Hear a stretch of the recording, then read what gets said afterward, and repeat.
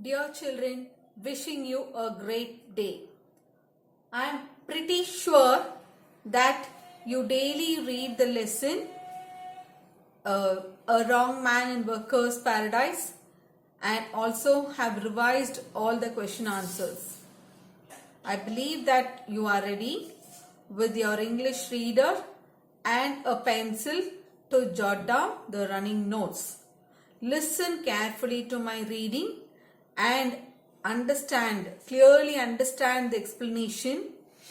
If any doubt, listen to the video twice or thrice, and if any further clarification, please contact me. So in today's class, we are going to see the third lesson, The Gift of Magi, written by O. Henry. And this lesson you have already learnt in class 7, titled as Christmas Gifts. The Gift of the Magi. And the author O. Henry. Note on the author. O. Henry was the pen name of William Sidney Porter. He was born on September 11, 1862 in Greensboro, North Carolina, and he became famous for his short stories. He started the Rolling Stone, a humorous weekly, in 1887, and he was writing for Boston Post. He wrote a story each week for New York World. He has penned more than 600 stories. The first collection of his stories appeared in 1904 in Cabbages and Kings, which was immediately popular. Other collections followed, including The 4 Million in 1906 and The Trimmed Lamp in 1907. Now let me start with the explanation of the lesson. The Gift of the Magi. Have your readers in your hand and listen to my reading carefully. Point 1. $1.87. That was all. And 60 cents of it was in pennies. Pennies saved 1 and 2 at a time by bulldozing the grocer and the vegetable man and the butcher until one's cheeks burned with a silent imputation of parsimony that such close dealing implied. 3 times Della counted it. $1.87. And the next day would be Christmas. So it was Christmas Day, and Della repeatedly counted the amount that she had saved by arguing forcefully. And what is the meaning of bulldozing? Meaning arguing forcefully with the grocer, vegetable vendor or vegetable man, and the butcher. She was able to save only $1.87. Della suggested such a stingy bargaining with the grocer, vegetable man and butchers, and was successful in that, and she spent the money with great care, and she was able to save only $1.87. And out of that 87 cents, 60 cents were as pennies. As of our money, we can say it as small changes or small coins. And the meaning of imputation, suggestion. And parsimony, spend money with great care, or meanness in spending money. I think you understood the first point. And $1 means it is the chief unit of money in Canada, Australia, the US and some other countries. And pennies means like small coins in our currency, in our money, as small coins, 1 paise, 2 paise, 3 paise, 5 paise, like that. Like that she saved 60 cents. Out of those 87 cents, she saved 60 cents in pennies, in small changes. How did she save it? By bulldozing, by arguing forcefully with the grocer, vegetable man, and the butcher. Butcher means one who sells meat. Grocer, one who sells food and other household goods. And imputation, suggestion. Next, there was clearly nothing to do but flop down on the shabby little couch and howl. So nothing worthy could be bought with such a small amount. How much did she say? She was just able to say only $1.87. The next day was Christmas.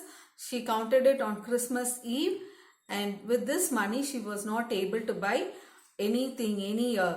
She wanted to buy a nice present for her lovable husband. So she was not able to buy anything with such a small amount. So she was depressed and she flopped down means fall down heavily on the shabby, worn out little couch means a sofa or divan. Here the meaning is a long padded piece of furniture to sit or lie on. And howl means then she cried. So Della did it, which instigates the moral reflection that life is made up of sobs, cry noisily, sniffles means sniffing repeatedly while crying, and smiles, with sniffles predominating, which initiates the moral reflection. When a person is depressed, first the person cries, then sniffles, last smiles. But sniffling would be the predominating one, or would be the main part. So she counted it, flopped down on the shabby little couch. Shabby, worn out, couch like a divan or a sofa. And she sobs, sniffles and smiles. Okay, next one, third point. When the mistress of the home is gradually subsiding from the first stage to the second. So what is the first stage? First she was crying. The mistress, who is the mistress? Della. She is gradually subsiding. So from cry she was coming to the lower level, that is sniffling, and to the second stage, and then she just took a look at the home. A furnished flat at $8 per week. It was not exactly beggar description, but it certainly had that word on the lookout for the mendicancy square. So it was a furnished flat with all furniture, and they rented it at $8 per week. It was impossible to describe in words, but it surely had the outlook of a place living by beggars. It resembled like a beggar's home. Now the fourth point. So mendicancy square means like beggars, and furnished flat which had all the furnitures. And for how much did they rent the flat? For $8 per week. So it was very impossible to describe in words, and it certainly had the outlook of a beggar, the beggar's home. In fourth point, in the vestibule below there was a letter box into which no letter would go, and an electric button from which no mortal finger could coax a ring. Also appertaining thereunto was a card bearing the name Mr. James Dillingham Young. So in the vestibule means in the entrance in the hall, just inside the outer door, below there was a letter box. And there you can see a letter box into which no letter would go. And an electric button means a doorbell. So all these, the letter box and the doorbell or the calling bell, everything, they had for just for namesake. No mortal finger, which no mortal finger means it is the figure of speech used here is synecdoche. What is synecdoche? A part for a whole. To say the whole, here the mortal finger means only the finger. It doesn't mean only the finger.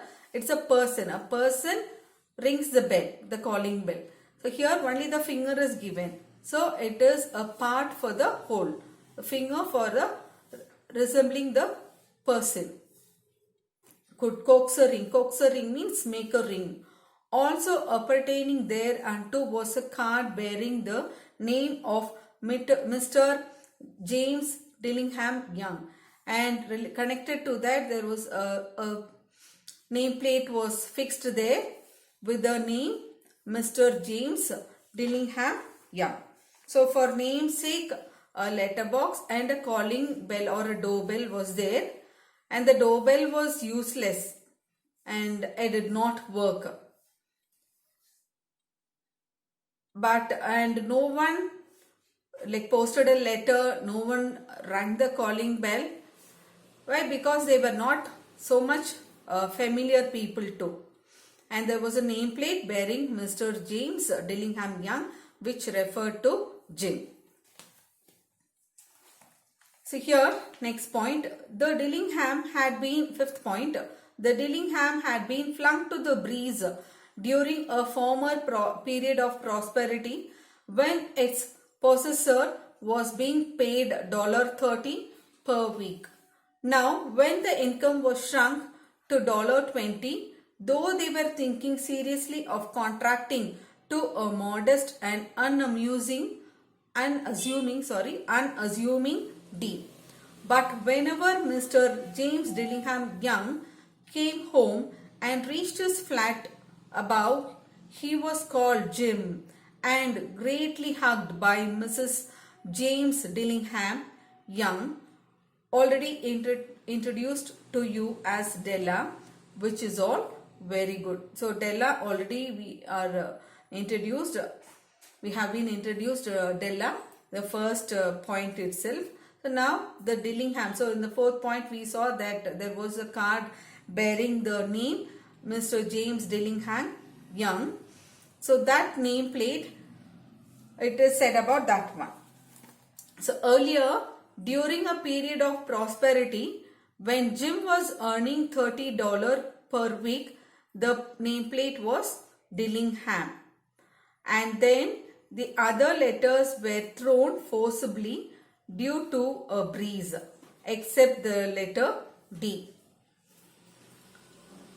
And now, though the couple were thinking to shorten the word Dillingham to a decent and just a letter D, but the other letters were thrown due to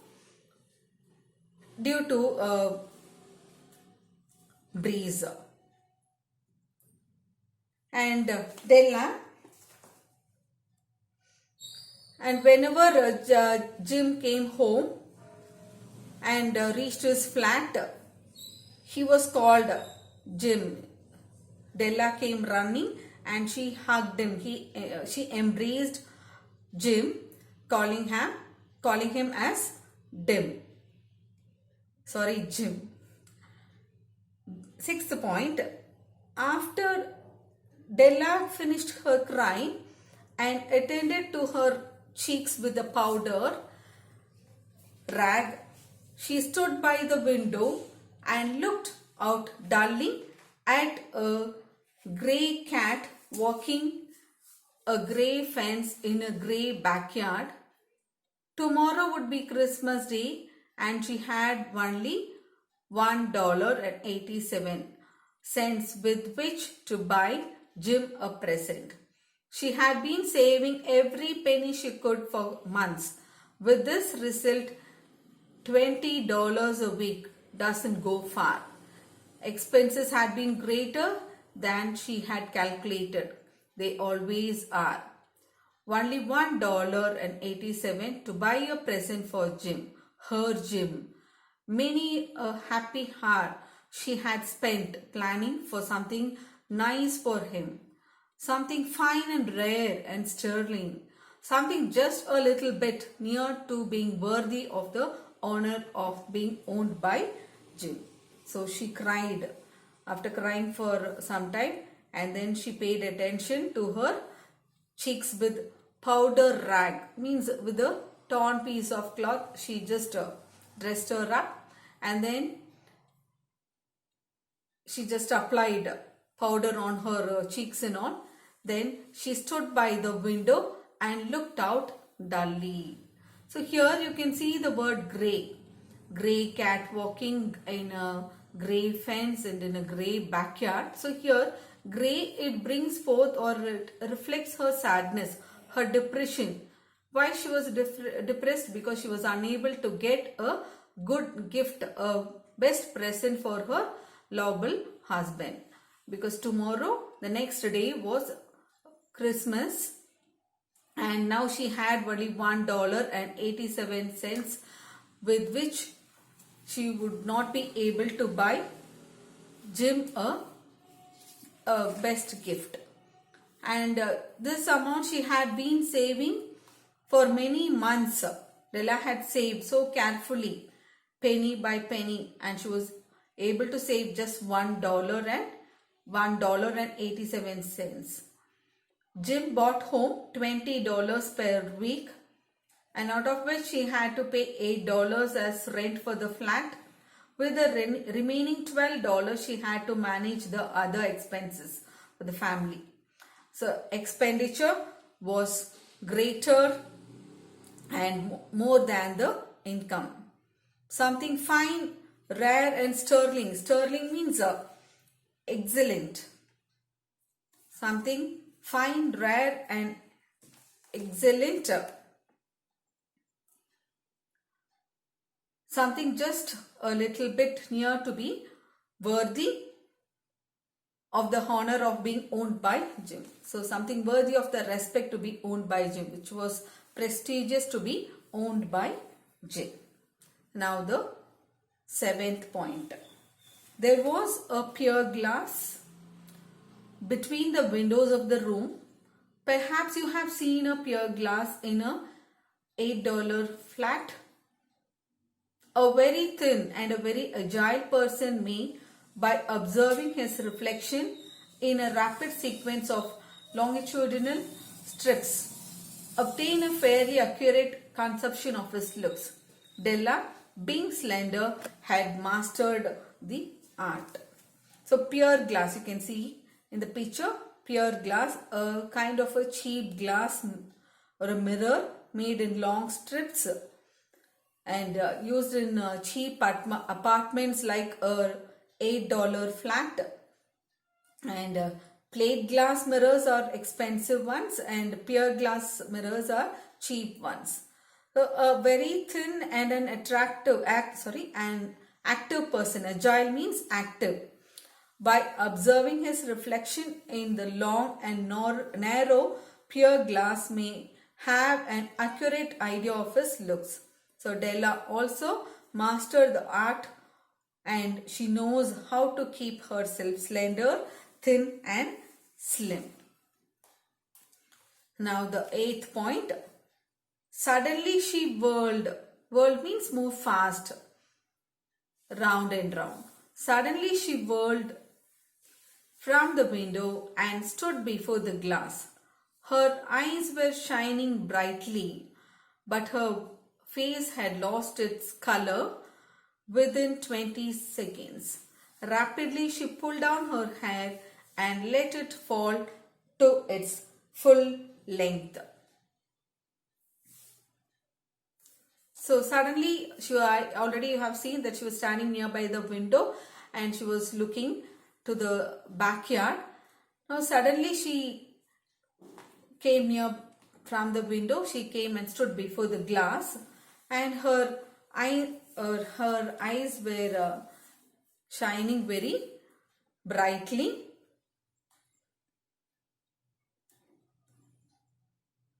And her eyes were shining very brightly, and but her face had become dull, within 20 seconds. Rapidly means fast.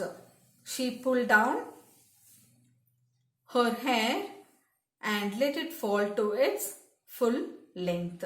So fast she pulled down her hair and let it fall to its full length.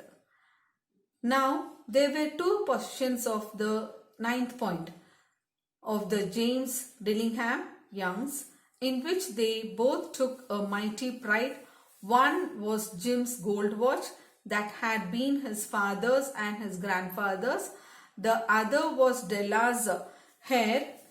Had the Queen of Sheba lived in a flat across the air shaft, Della would have let her hair hang out of the window some day to dry, just to depreciate her majesty's jewels and gifts. Had King Solomon been the janitor with all his treasures piled up in the basement, Jim would have pulled out his watch every time he passed just to see him pluck at his beard for envy. So Jim and Della, they owned,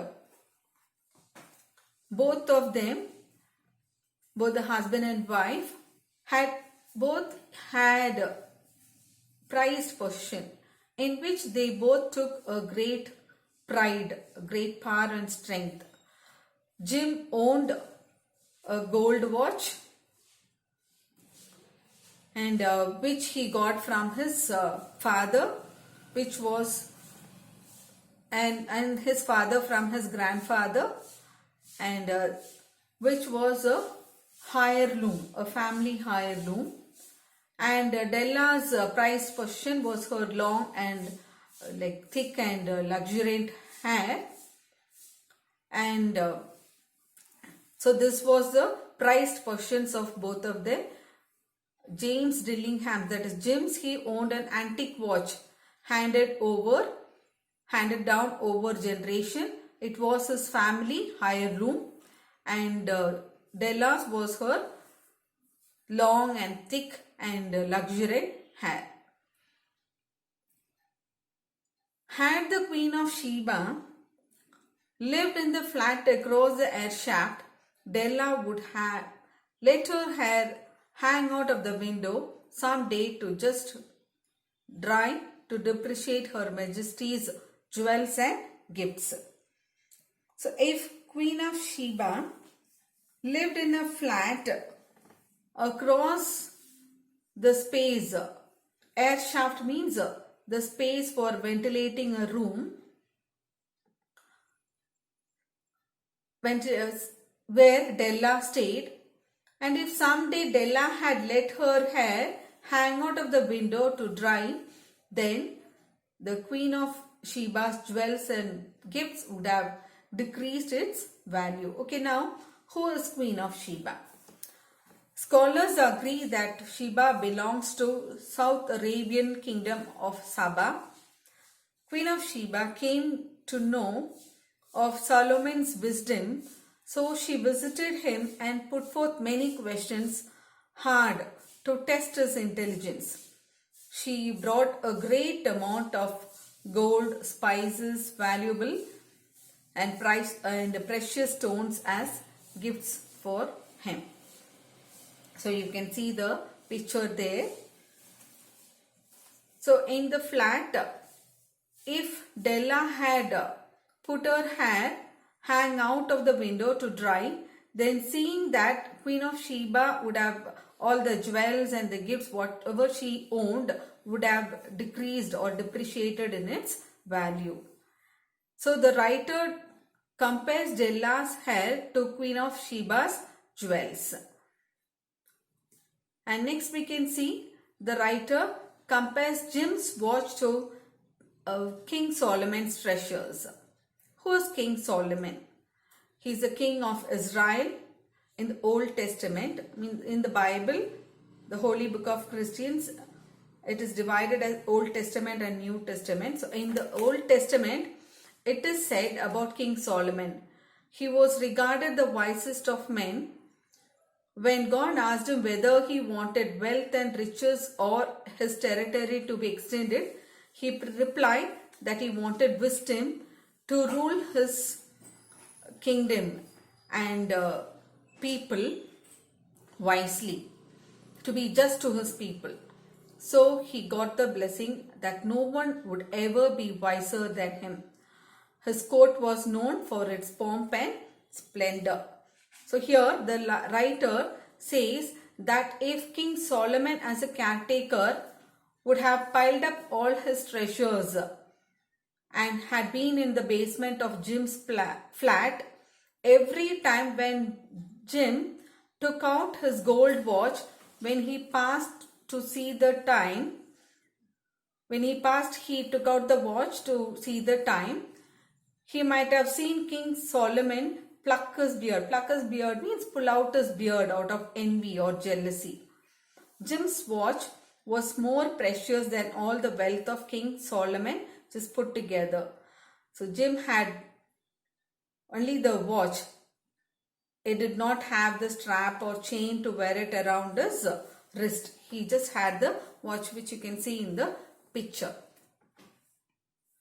Now the next point, 10th point. So now Della's beautiful hair fell about for rippling and shining like a cascade of brown waters. It reached below her knee and made itself almost a garment for her. And then she did it up again nervously and quickly. Once she faltered for a minute and stood still while a tear or two splashed on the worn red carpet. So now Della's beautiful hair fell about her rippling. What is the meaning of rippling? Move like a series of waves. So we saw that she just let her hair fall, and it was like a series of waves and was shining like a cascade. Cascade means waterfall. It reached below her knee, her hair reached below her knee, and it was almost like a garment, or covered her like a garment. And then she did it up again nervously and quickly. Once she faltered for a minute. What is the meaning of faltered? Hesitated for a minute and stood still while a tear. So for some time, now she tied up her hair and quickly she did it. And then she hesitated for a minute and she stood still without any movement when while one or two tear drops sprinkled on the worn out. Worn out means like torn red carpet. Why it is worn out? As a result of putting it for a long time. The same carpet was put there for a long time, so it was little bit worn out, means it was torn. On went her old brown jacket, on went her old brown hat, with a whirl of skirts and with the brilliant sparkle still in her eyes, she fluttered out of the door and down the stairs to the street. So she put on her old brown jacket and old brown hat. So old here, it speaks of her poverty, and with a turn of skirts and with a brilliant sparkle, a bright shine still in her eyes, she fluttered. Fluttered means moved quickly out of the door and ran down the stairs to the street, where she stopped. So she ran down the streets and she stopped in a place where the signboard read, "Ma'am Sofroni, hair goods of all kinds." So she stopped in front of a shop where it read, the signboard read, hair goods of all kinds. So the all kinds of hair goods are bought there. One flight up Della ran. So she leapt up and ran the stairs, reached the shop and calmed down herself there because she was panting. Panting means taking deep, short, quick breath. Ma'am, and here, ma'am, large, two white, chilly, hard look the Sofroni. So here it says about it's a description of Ma'am Sofroni in the shop. So how she looked, she was big in size, too fair, very fair, white, and chilly, had a unfriendly look, an unpleasant look, hardly looked the Sofroni. And then Della asked the lady, "Will you buy my hair?" Madam Sofroni replied, "I buy hair. Take your hat off and let's have a sight at the looks of it." So the lady, that is Ma'am Sofroni, she said, "Take your hat and let me have a look, a sight or observe of how your hair looks." Down rippled the brown cascade. Brown cascade, it refers to her hair which went down the knees. And cascade means like a waterfall. It was like a series of waves. Moved the waves of the hair. And the hair was just long, thick and luxuriant hair. Ma'am Sofroni, she just lifted the mass with a practiced hand and she said, $20. So Madam Sofroni, she lifted Della's hair with a practiced hand, means with the expertized or with the experienced hand. She lifted the lock of hair and she said that she'll give $20 for her hair. "Give it to me quick," said Della. So immediately she asked her to cut her hair and give her the $20. So now with this $20 already she had $1.87. So now Della altogether she had $21.87. So now with this money she went to buy the best present for her lovable present. So for today's class I'm finishing it off, and the next class we can continue tomorrow. So please read the lesson and learn the synonyms in your reader and the antonyms in your guide. And the synonyms are not all the synonyms. Page number 37, imputation, suggestion, agile, active, sterling, excellent, whirl, turn, cascade, waterfall, fluttered, mood. All these you learn, and learn all the antonyms which is given in your guide. Read the lesson daily. Again, I am instructing children, please learn the lesson daily and learn 1 to 9 question answers in your guide, the small question answers, and in the class work write the question numbers 1, 4, 5, 6 and 7. So I think you all understood the lesson, and if any doubt you can call me immediately to my personal number. Thank you.